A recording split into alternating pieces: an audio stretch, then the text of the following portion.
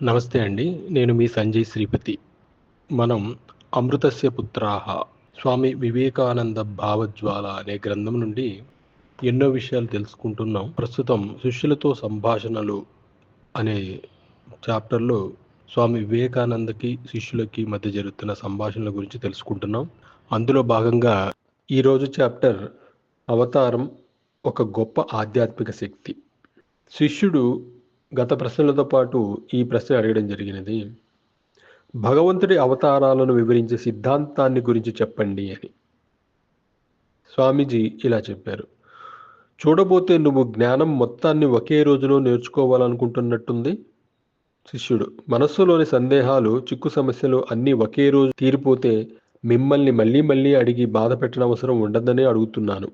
అందుకు స్వామీజీ: ఎవరి అనుగ్రహం వల్ల శాస్త్రాలలో ఎంతగానో శ్లాఘించబడిన బ్రహ్మజ్ఞానం ఒక్క విషయంలో సిద్ధించగలదో అటువంటి వారు నడిచే పుణ్యతీర్థాల వంటి వారు. వారే అవతార పురుషులు.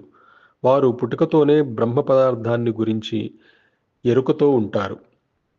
పరబ్రహ్మానికి దానిని తెలుసుకున్న వారికి భేదం ఏమాత్రం లేదు. బ్రహ్మవిద్ బ్రహ్మేవ భవతి. బ్రహ్మాన్ని తెలుసుకున్నవారు బ్రహ్మమే అవుతారు అని ముండకోపనిషత్ 3.3.9 ఇందులో ఈ శ్లోకం చెప్పబడింది. మనస్సు ఆత్మను తెలుసుకోలేదు, ఎందుకంటే తనను తానే తెలుసుకోవాలి కాబట్టి. ఈ విషయం నేను ఇంతకు ముందే చెప్పాను. ఆత్మలో లీలమై ఉండే మానుష రూప భగవత్తత్వమే అవతారం.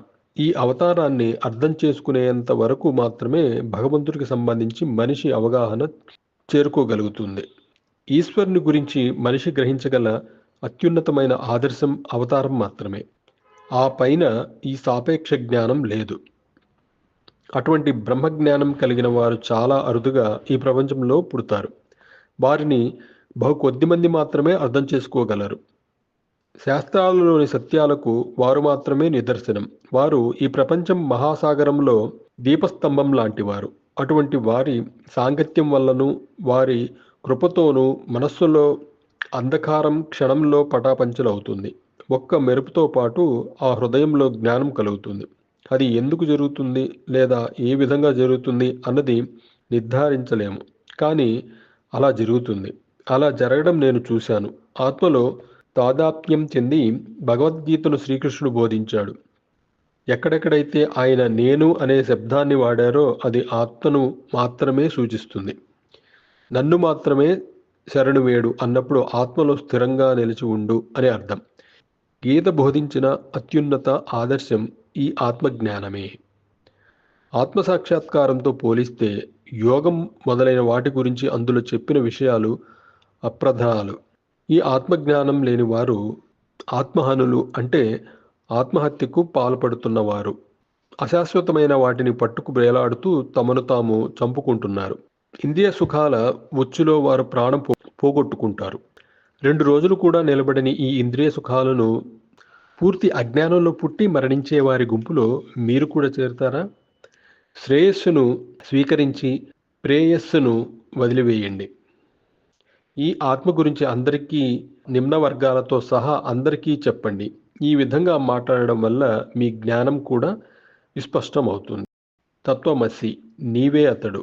సోహమస్మి, నేనే అది. సర్వం కల్విదం బ్రహ్మ, ఈ కనిపించేదంతా బ్రహ్మమే అనే మంత్రాలను ఎల్లప్పుడూ స్మరించండి. సింహ సదృశమైన ధైర్యాన్ని మనస్సులో కలిగి ఉండండి. దేనిని చూసి భయపడాలి? భయమే మరణం, భయమే మహాపాపం. మనిషికి, అంటే జీవాత్మకు అర్జునుడు ప్రతీక. అతడికి భయం కలిగింది. ఆత్మజ్ఞానంలో సుస్థిరంగా ఉన్న కృష్ణ భగవానుడు అతనికి గీతను బోధించాడు. అయినా అతడి భయం అతన్ని వదిలిపెట్టలేదు. ఆ పైన అర్జునుడు శ్రీకృష్ణుడి విశ్వరూపాన్ని తిలకించాడు. ఆత్మజ్ఞానం పొంది స్థితప్రజ్ఞుడయ్యాడు. ఆ జ్ఞానాగ్ని చేత తన కర్మబంధాలన్నింటినీ కాల్చివేసి యుద్ధం చేశాడు. ఎప్పుడైతే ఒక అవతార పురుషుడు ఈ భూమి మీదకు వస్తాడో అప్పుడు ఆయనతో పాటు కొందరు జీవన్ముక్తులు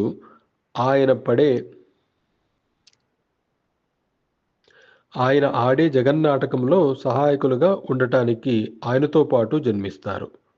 అలా ఒక్క జీవితంలోనే కోట్లాది మంది యొక్క ఆత్మ అజ్ఞాన అంధకారాన్ని తొలగించి వారికి మోక్షాన్ని ప్రసాదించగలిగే శక్తి అవతార పురుషులకు మాత్రమే ఉంటుంది. దీనినే దైవకృప అంటారు. అర్థమైందా? అంటూ స్వామి వివేకానంద శిష్యుడు అడిగిన ప్రశ్నకు సమాధానం చెప్పడం జరిగింది.